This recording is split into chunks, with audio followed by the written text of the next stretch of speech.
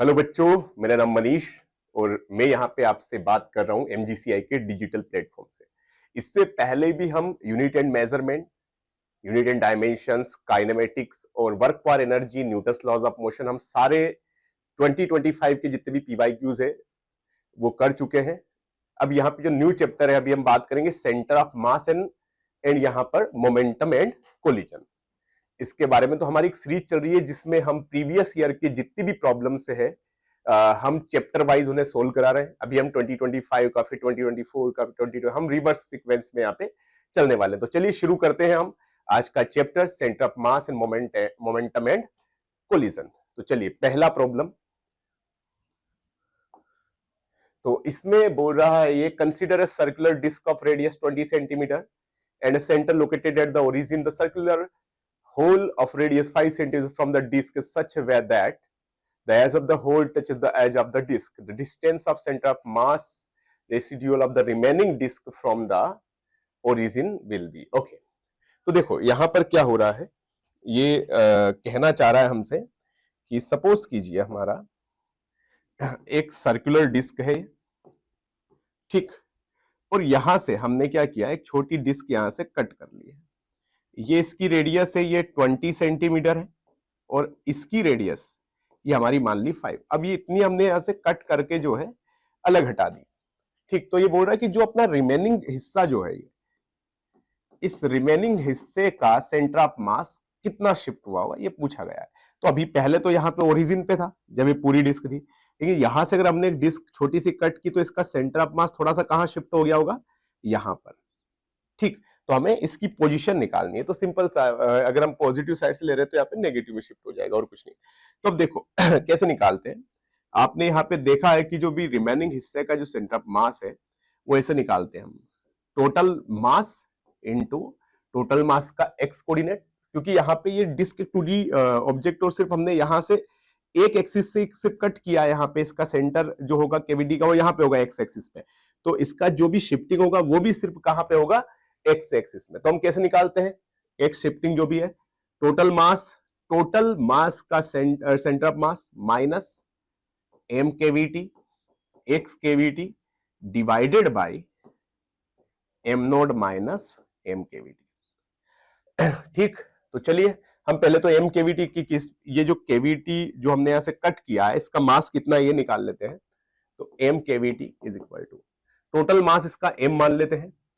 अच्छा, total mass upon total area, अगर मैं बात करूं यहाँ पे मास की, तो मास का मतलब होता है यहाँ पे 2D ऑब्जेक्ट है ये, तो डेंसिटी इनटू एरिया। तो अब देखो यहाँ पे total mass upon total area pi into इसकी रेडियस कितना है 20 का स्क्वायर इनटू केवीटी का एरिया। तो देखो मास अपॉन टोटल एरिया से तो इसकी डेंसिटी मिल गई हमको, और यहाँ पे हमने केवीटी के एरिया से मल्टीप्लाई कर देंगे तो हमें केवीटी का मास मिल जाएगा। तो पाई इंटू इसका कितना 5 दे रखा है, तो 5 का होल स्क्वायर, पाई से पाई कैंसिल, तो ये एम 25 डिवाइडेड बाई 400, तो ये आ जाएगा 25 1 जा 6 जा। तो यहाँ पे आपका ये आ गया आपका m बाई 16 केवीटी का मास, ठीक। तो बस हम यहाँ पे रख देते हैं। तो कितनी शिफ्टिंग हुई, मान लो ये वाली डिस्टेंस x है भैया, एक शिफ्ट हुई यहाँ पे, तो एम नोट की जगह total mass into total mass m था पूरी ऑब्जेक्ट का। अच्छा, इसका जो इनिशियल एक्स नोट जहां पे पहले इसका सेंटर ऑफ मास की इनिशियल पोजीशन थी उसको बोलते हैं हम एक्स नोट। तो यहाँ पे एक्स नोट की जगह क्या रख देंगे बेटो, 0, क्योंकि ओरिजिन पे इन्होंने कंसीडर किया है। कहीं और जैसे x इक्वल टू 2 पे करता तो हम 2 रख देते, कुछ भी नहीं करना था। और माइनस एम केवीटी अभी निकाला है आपने, m बाई 16 मल्टीप्लाई, अच्छा एक्स केवीटी, अब समझिएगा जरा, एक्स केवीटी जो केवीटी जहां से कट की उसका सेंटर ऑफ मास उसे हम एक्स केवीटी बोलेंगे। तो बताओ जरा यार, ये टोटल 20 है, उस 20 में से ये 5 माइनस कर देगा तो यहां पर है सेंटर केवीटी का, तो टोटल 20 माइनस 5 करेंगे तो ये डिस्टेंस हो जाएगी, वो कितनी हो जाएगी आपकी 15। तो यहाँ पे एक्स केवीटी की जगह कितना रख देंगे अपन, 15 centimetre, whole divided by M nought is M and M cavity is M by 16। तो कितना हो जाएगा बेटो, ये term 0 minus 15 M by 16 whole divided by, ये भी 16 minus 1 it is also 15 m by 16। तो यहां से आपका ये कैंसिल आउट हो जाएगा, तो इट इज माइनस 1 सेंटीमीटर। मतलब माइनस ये रिप्रेजेंट कर रहा है कि अगर हम राइट साइड से कट करेंगे तो सेंटर ऑफ मास कहां शिफ्ट हो जाएगा, लेफ्ट को। तो कहीं पे हमारा 1 सेंटीमीटर आंसर आना चाहिए, 2 1.5 नहीं है, तो ये सी ऑप्शन, तो सी इज द करेक्ट आंसर। ठीक है, अब बढ़ते हैं अगले प्रॉब्लम की ओर। ये मेरे ख्याल से समझ में आ गया होगा, चाहे तो आप इसका स्क्रीनशॉट लेके एक बार समझ सकते हैं, क्योंकि ये बहुत इंपॉर्टेंट पार्ट है। तो चलिए आगे बढ़ते हैं, नेक्स्ट प्रॉब्लम। अगला प्रॉब्लम बोल रहा है the centre of mass of the rectangular plate of the slides length a b, ठीक है, whose mass per unit area, मतलब डेंसिटी दे रखी है रो नोड एक्स अपॉन ए बी। ठीक, अब देखो यहाँ पे हमें जो रो दे रखा है it is rho node x upon A B, मतलब जो भी वेरिएशन हो रहा है वो कहाँ पे होएगा, सिर्फ जो भी वेरिएशन हो रहा है वो सिर्फ एक्स डायरेक्शन में होगा, हमारा वाई में नहीं होगा। तो देखो वाई में तो सेंटर ऑफ मास कहीं पे कहाँ रहना है, जैसे टोटल बी है तो यहां से हम वाई सी एम तो निकाल सकते हैं डायरेक्ट, कितना हो जाएगा b/2, क्योंकि जो भी डेंसिटी में वेरिएशन है वो सिर्फ एक्स में है, वाई डायरेक्शन में कोई नहीं, कुछ नहीं बोला है, तो हम क्या, टोटल बी है तो बी का आधा कितना है b/2, तो b/2 कितने में है, अच्छा 3 में है, तो ये तो अलग हट गया, 3 में से कुछ होगा, देखते जरा। तो अच्छा मैंने आपको पढ़ाया था सेंटर ऑफ मास का कैसे, कि हम यहाँ पे एक छोटा सा स्ट्रिप कट कर लेते बेटो, ठीक, और यहाँ पे उस स्ट्रिप की लेंथ को हम यहाँ पे छोटा सा जो हिस्सा है इसकी विड्थ को अपन dx मान लेते हैं, और ये दे रखा है b, तो ये भी b होगा। तो इसका अगर मैं एरिया बोलूं तो dA, एरिया कितना हो जाएगा बेटो, लेंथ इंटू विड्थ होता है, तो ये b और ये छोटा सा पार्ट ये dx, तो ये आ जाएगा आपका b dx। तो अगर हम बात करें अब यहाँ पे सेंटर ऑफ मास पे, तो सेंटर ऑफ मास का पोजीशन अगर मैं बात करूं, यहाँ पे मैं x की बात कर रहा हूँ, वाई सी एम आपका आ गया है, एक्स सी एम को हम ऐसा लिख सकते हैं बेटो, integration of dm x whole divided by integration of dm, तो एक्स सी एम। अच्छा ये dm जो है, dm को चाहे तो हम क्या लिख सकते हैं बेटो, आप जानते हो it is density into area, क्योंकि जो डिस्क है वो 2D ऑब्जेक्ट है, तो 2D है तो उसमें हम एरिया कंसीडर करेंगे। तो यहाँ पे एक्स सी एम, तो dx dm को सिग्मा इंटू डी, सिग्मा कुछ दे रखा है हमारा कितना, रो नोड एक्स अपॉन ए बी, ठीक, रो नोड एक्स अपॉन ए बी इंटू एरिया, एरिया कितना आ जाएगा भैया यहाँ पे, area b d x into ये एक्स है इसे हमारा एक्स होल डिवाइडेड बाय ये कितना हो गया, रो नोड एक्स अपॉन ए b into b d x, ये डेंसिटी इंटू एरिया। देखो ये सब तो आपस में कैंसिल आउट हो जाएंगे एक दूसरे से, ठीक, तो यहाँ पे जीरो से लेके कहां से कहां तक अब इसको इंटीग्रेट करें अपन, ये डिस्टेंस यहां से यहां तक एक्स मानी, ये जीरो से लेके कितनी दे रखी है ये ए तक, तो जीरो से ए तक, जीरो से, तो इसको बस अपन कर लेते हैं भैया इंटीग्रेट, एक्स से एक्स स्क्वायर को इंटीग्रेट करेंगे तो कितना आ जाएगा, एक्स क्यूब बाई 3, 0 टू है, एक्स को करेंगे तो कितना आ जाएगा, एक्स स्क्वायर बाई 2, 0 से, तो यहां से एक सी एम आ जाएगा बेटो आपका a cube by 3 upon a square by 2, a square से कैंसिल आउट, तो इट इज 2a/3, तो कहीं पे 2a/3 कहीं पे अगर आ रहा है तो वही करेक्ट आंसर है एक्स कोऑर्डिनेट, ठीक, यहाँ पे आ रहा है X coordinate 2a/3 and Y coordinate b/2, this is the correct answer. ठीक है, तो हमें देखो डेंसिटी जिस एक्सिस के एलोंग वेरी कर रही है बस उसी डायरेक्शन में हमने इंटीग्रेट करना है, ठीक है, वाई में नहीं कर रही थी तो वाई का जो कोऑर्डिनेट होगा वो वही रहेगा इन जनरल जैसा होता है, ठीक है। तो चलिए बात करते हैं अगले क्वेश्चन की, समझ में आ गया होगा, ये भी सब क्लास में पढ़ाया जाता है आप लोगों को।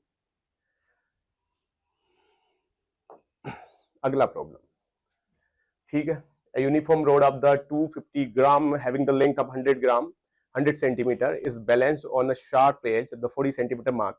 The mass of the 400 gram suspended 10 centimeter mark. Maintain the balance of the rod. The mass to be suspended to the 90 centimeters. Okay. देखो यहाँ पे एक सिंपल सा सवाल है, तो टॉर्क बैलेंस का कुछ नहीं करना है, बैलेंस करना है, तराजू वाला प्रॉब्लम है। यहाँ पे 0 सेंटीमीटर मान लेते हैं और यहाँ पे 100 सेंटीमीटर, और यहाँ पे इसका कहने की सेंटर ऑफ मास यहाँ पे है, लेकिन ये जो यहाँ पे जिस एज पर ये बैलेंस हो रही है वो दे रखा है 40 सेंटीमीटर पे, ठीक है। अब देखो यहाँ पे इसका मास कितना 250 ग्राम है, तो 250 मान लेता हूं मैं जी, अभी इस पे नीचे लग रहा है, कहाँ पे लगेगा ये 50 सेंटीमीटर पे। एक क्या दे रखा 400 ग्राम जो इसने सस्पेंडेड किया है वो 10 सेंटीमीटर, तो कहीं ना कहीं 10 यहाँ पे होगा 10 सेंटीमीटर, यहाँ पे इसने कितना भैया यहाँ पे सस्पेंडेड किया है 400 ग्राम, तो नीचे की ओर इस पे कितना फोर्स देगा, ग्रेविटेशनल फोर्स 400 जी, ग्राम में ले लो, सब कैंसिल आउट हो जाएगा वैसे भी, और एक तो हमने बोला है कि ये 90 सेंटीमीटर, मतलब यहाँ पे 90 सेंटीमीटर पे कितना मास सस्पेंडेड करें कि ये बैलेंस हो, तो अपन ने एम मान लिया, क्या फर्क पड़ता है। अब देखो अगर ये बैलेंस है तो ये यहाँ पे हमारा फिक्स पॉइंट मान लेते हैं जिसके अबाउट ये बैलेंस है, मतलब अगर ये बैलेंस है तो एक ये वाला जो 400 मास है इसको नीचे खींचेगा तो एक एंटी क्लॉकवाइज टॉर्क यहाँ पे प्रोड्यूस हो रहा है, राइट हैंड से हम निकाल सकते जो भी है और यहाँ पे ये वाले जो मासेस है ये इसको इधर खींचेंगे तो एक क्लॉकवाइज टॉर्क प्रोड्यूस हो रहा है, मतलब हमारा टॉर्क की डायरेक्शन तो हम निकाल सकते हैं अंदर या बाहर होगी कहीं पे राइट हैंड रूल से। लेकिन अब देखो ये एक ये फोर्स इसको क्लॉकवाइज घुमा रहे और ये क्या घुमा रहा है एंटी क्लॉकवाइज। अगर ये बैलेंस है तो ये दोनों आपस में क्या होना चाहिए, सेम होना चाहिए। मतलब मेरा अकॉर्डिंग मेरा कहने का मतलब ये है कि जितना हमारा एंटी क्लॉकवाइज टॉर्क होगा उतना ही क्या होना चाहिए हमारा क्लॉकवाइज। तो हमने टॉर्क क्या पढ़ा है, torque force into perpendicular distance, यही पढ़ते हैं तो बस यही लगाना है। चलिए निकाल लेते हैं, दोनों को बराबर कर देते हैं अपन। तो देखो जरा एंटी क्लॉकवाइज 400, चलो 400 जी फोर्स नीचे लग रहा है, अच्छा 400 जी नीचे लग रहा है बेटो ये, अच्छा इससे परपेंडिकुलर इस फिक्स पॉइंट से ये डिस्टेंस कितनी होगी, अच्छा यहां से यहां तक 40 सेंटीमीटर, 40 में से ये 10 तो माइनस हो गया तो ये कितनी बची होगी आपकी 30 तो 400 जी मल्टीप्लाई 30, बस इकलौता फोर्स है इधर ये 400 जी, और ये कितनी डिस्टेंस पे, टोटल 40 है, 40 में से 10 माइनस कर देंगे तो ये कितना हो गया 30। अच्छा अब ये 250 जी, ये तो क्या क्लॉकवाइज घुमा रहा है देखो जरा, तो 250।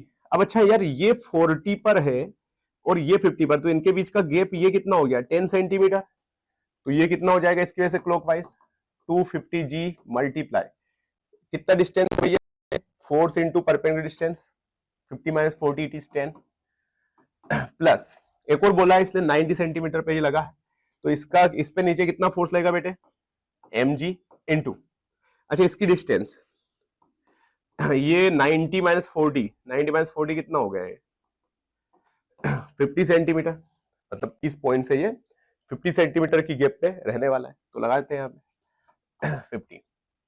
क्या कैंसिल आउट हो रहा है दोनों साइड से, जी कैंसिल आउट हो गया, 0 0 0 कैंसिल आउट हो गया, ये 1200 हो गया हमारा, ये 250 और ये m इंटू 5, तो इसको इधर ले आए अपन 1200, तो ये 950 divided by 5 m it is 190 ग्राम, क्योंकि हमने ग्राम में लिया था पूरा मास तो ग्राम में लेते, तो 190 ग्राम के समथिंग आना चाहिए आंसर, कहीं पे हो ऑप्शन में, यस ए ऑप्शन।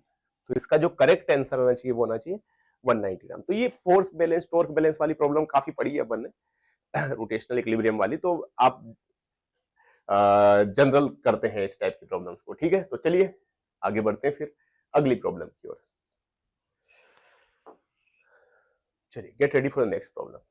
क्या बोल रहा है, a balloon it is the constant having a balloon and its content जो भी having the mass and the moving with the acceleration of the mass that must be released from the content so that the balloon start moving with the acceleration 3 है g is acceleration 0 grade, ठीक है।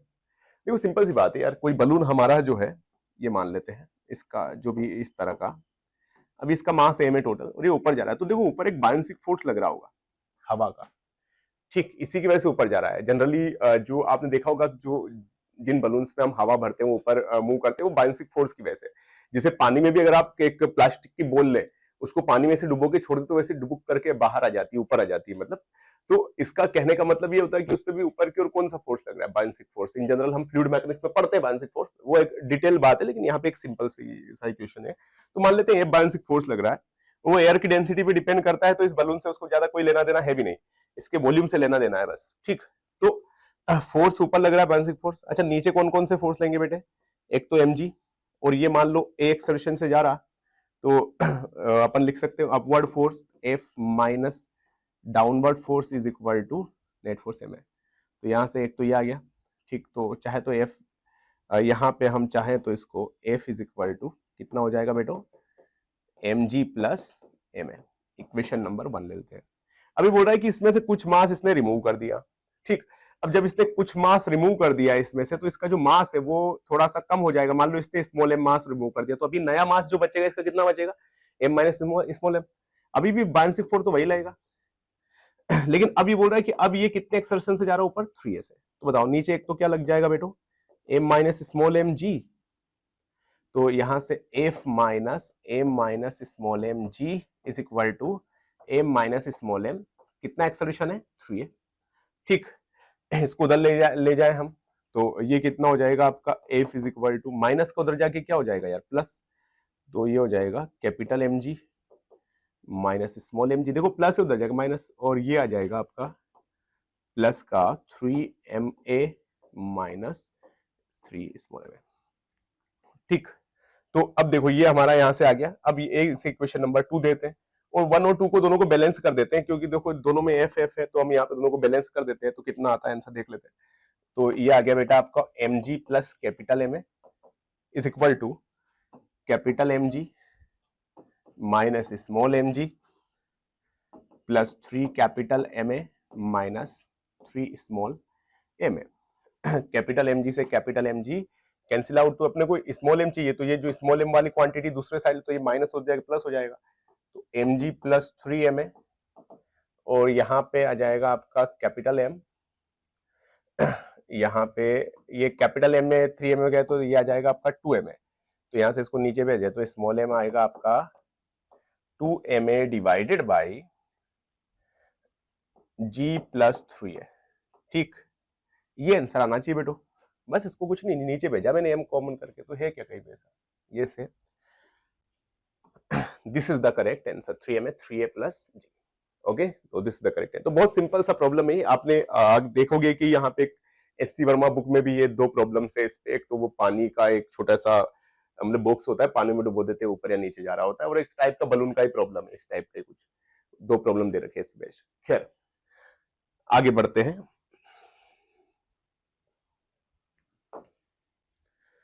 अब देखो यहाँ पे क्या बोल रहा है ये, as shown in the bob of the pendulum having the massless string, ठीक है, length capital R released from the 60 degree, it's another ball of the half of mass and the rest of the frictionless surface center. The collision of the magnitude of the velocity of the bob after a collision will be done. ठीक है, देखो ये कहने का मतलब ये है कि जब ये बॉल, इसको मैं थोड़ा कलर चेंज कर लेता हूँ, ठीक, ये बॉल यहां से ऐसे जाएगी और इससे टकरा जाएगी, टकराने के बाद ये इधर चले जाएगी, तो ये इस स्टैंड पे इसका वेलोसिटी पूछा है, मतलब जैसे इससे कोलाइड हो तो इस ए का वेलोसिटी क्या होगा ये आपने को निकालना है, सिंपल सा प्रॉब्लम है। तो चलिए कोलिजन लगा देते हैं, आपको कोलिजन बहुत अच्छे से पढ़ाया हमने, आता ही आपको। अच्छा जब ये यहाँ पे आता है तो देखो ये हाइट कितना है बेटो, ये मान लेते हैं एच, तो ये आर, तो ये आर साइन थीटा, और ये हो जाएगा आपका आर कोस थीटा, तो ये वाली एच हो जाएगी R minus R cos 60, total R है उसमें से ये आर को 60 घटा देंगे, तो ये वाला आ जाएगा आपका। तो देखो जब ये यहाँ पे टकराने से पहले इसका जो वेलोसिटी होगा, तो इसको अपन u मान लेते हैं, ठीक है, तो u कितना हो जाएगा बेटे, mgh, यहाँ पे अगर मैं बात करता हूं तो कैसे निकालते हैं अपन बेटे, √2gh, ऐसे निकालते हैं। चलो h की वैल्यू निकाल लेते हैं, cos 60 की वैल्यू कितनी, 1/2 r minus r/2, it is r/2। ठीक, तो जब टकराने से जस्ट पहले ये बॉल नीचे जाएगी, जब भी जस्ट टकराएगी उससे जस्ट पहले बिफोर कोलिजन इसका वेलोसिटी कितना हो जाएगा, √2gh, आप जानते हो, चाहे तो निकाल सकते हो कंजर्वेशन ऑफ एनर्जी से या मैकेनिक्स लगा के, आप सभी जानते हैं ये, या फिर कंजर्वेशन ऑफ एनर्जी लगा लेंगे ना, half mgh equal to half mu square, ठीक है। तो यहां से u is equal to √2g, h के कितना r/2, 2 से 2 कैंसिल, तो u कितना आ गया बेटो आपका √gr, या ये वेलोसिटी आ गया। अब देखो टकराने से पहले जैसे ही टकराई, तो अब इसकी वेलोसिटी टकराने के बाद तो वेरी करेगी, तो यहाँ पे अगर कोई कोलिजन होता है तो हमेशा अपन क्या कॉन्सेप्ट लगाते हैं, यहाँ पे initial momentum equal to final momentum लगा देते हैं। तो m, अभी मैं u को u ही मान रहा हूं यहाँ पे, ठीक है, प्लस ये m/2 जो था ये तो बेटे रेस्ट में था, तो इसका तो क्या हो गया, अभी जैसे ही टकराने से बिफोर कोलिजन यहाँ पे इससे टकराने वाला होगा ये, तो इसका वेलोसिटी तो अपने u निकाल लिया ये, लेकिन ये रेस्ट में था, दूसरे वाला रेस्ट में, टकराने के बाद मैं m का वेलोसिटी v1 बोल देता हूं, और m/2 का वेलोसिटी यहाँ पे v/2 मतलब v2 बोल देते हैं, ठीक है। तो ये वाला टर्म 0 हो गया, m भी यहाँ से कैंसिल, तो u इज इक्वल टू कितना आ गया यहाँ से अपना v1 प्लस v2/2। हमें निकालना है यहाँ पे v1, है ना, a की वेलोसिटी निकालनी है, देखो जरा velocity of Bob A after the collision. ठीक, अब देखो एक और कोएफिशिएंट ऑफ रेस्टिट्यूशन वाला पढ़ा होगा आपने कॉन्सेप्ट, क्या पढ़ा था बेटो, v2 minus v1 upon u1 minus u2, और ये बोला है कि परफेक्टली इलास्टिक कोलिजन है। इलास्टिक कोलिजन है तो e की वैल्यू क्या लेते हैं अपन 1, तो ये वाला 1 हो जाएगा आपका बेटो v2 माइनस v1, और ये u initial velocity of the block है और b तो रेस्ट में, तो इसका 0। तो यहाँ पे एक और इक्वेशन आ गई v2 minus v1 equal to, तो इसे इक्वेशन नंबर 2 देते हैं, इसे इक्वेशन नंबर ए देते हैं। तो अब एक काम करते हैं, यहां से v2 की वैल्यू निकाल लेते, तो v2 इक्वल टू हो जाएगा u प्लस v1, और इसकी वैल्यू कहां रख देते हैं अपन, यहां पे। तो कितना आ जाएगा बेटे, u is equal to v1 plus कितना हो जाएगा, u प्लस v1, मैंने क्या किया 1/2 से दोनों में मल्टीप्लाई कर दिया और कुछ नहीं। इसको इधर ले आए तो u में से u/2 गया, तो ये तो u/2, और v1 प्लस 1/2 v1, तो इट इज 3v1/2, 2 से 2 कैंसिल, तो आपका जो v1 आएगा it is should be u/3, and u आपने निकाला है जी कितना, √gr, तो आपका जो v1 आ जाएगा it is √gr divided by 3। This should be the answer. अच्छा ये 1/3, यस 1/3 rg, बाकी कोई भी मैच नहीं कर रहा है, तो this is the correct answer. ठीक, आसान है, तो इसका आंसर आएगा ये 1/3 √rg। तो कुछ नहीं लगाया, इसमें दो कॉन्सेप्ट लगे, एक तो conservation of momentum and second is coefficient of restitution. दोनों आप जनरली पढ़ते हो, क्योंकि इसकी कोलिजन की प्रॉब्लम, बस ये दो कॉन्सेप्ट आप याद हो तो आप कोई सी प्रॉब्लम यहाँ पे सोल्व कर सकते हो इजीली। ठीक है, चलिए get ready for the next problem. ये भी मेरे ख्याल से समझ में आ गया होगा बच्चों को। And this is the last problem based on the collision and the conservation of momentum. तो देखो क्या बोल रहा है, पहले तो गिवन टू स्टेटमेंट लेवल, ठीक है। अब ये तीन बोल दे रखी है ABC, ये 5 से जा रहा है, 2 से जा रहा है और ये 4 से। तो ये बोल रहा है 3 identical spheres of the same mass undergo the dimensional motion, ठीक है। ये shown in the figure, the initial velocity, ये भी given if wait sufficiently long elastic collision happens, तो ये बोल रहा है कि कोलिजन के बाद इनकी वेलोसिटीज ये हो जाती है। अब देखो हमने क्या पढ़ा है कि अगर मान लो कोई सेम मासेस की बॉल्स या कोई भी ऑब्जेक्ट्स आपस में इलास्टिक कोलिजन कर रही है, तो टकराने के बाद क्या होता है कि उनकी जो वेलोसिटीज है आपस में एक्सचेंज हो जाती है, ठीक है। तो अब यहाँ पे भी सेम सिनेरियो रहेगा, समझना मेरी बात। तो मैं यहाँ पे बना लेता हूँ, पहले तो बहुत सिंपल सा सवाल है, ABC, ठीक है। मैं यहाँ पे A, B और C की बात कर रहा हूँ। अभी टकराने से पहले इसका कितना 5 दे रखा है, इसका दे रखा है 2, इसका दे रखा है 4। अब देखो पहली बार तो क्या होगी, सबसे पहले तो ये वाला इससे टकराएगा क्योंकि ये ज्यादा वेलोसिटी हो रही है, कम वेलोसिटी। अभी B C से टकराने के चांसेस अभी नहीं लग रहा। अभी A किससे टकराएगा सबसे पहले, B से, तो दोनों सभी के मास सेम है, तो टकराने के बाद पहले कोलिजन के बाद तो ये इनकी वेलोसिटी एक दूसरे से एक्सचेंज हो जाएगी। तो बताओ इसकी पहले वाले की 2 हो जाएगी, दूसरे वाले की 5। तो अब टकराने के बाद A की कितनी हो गई 2 और B की कितनी हो गई भैया 5, एक्सचेंज हो गई।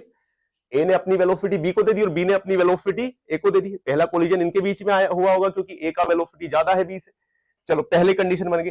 अभी C कितने से भाग रहा है, अभी 4 से भाग रहा है, तो ये तो हो गया फर्स्ट कोलिजन, ठीक।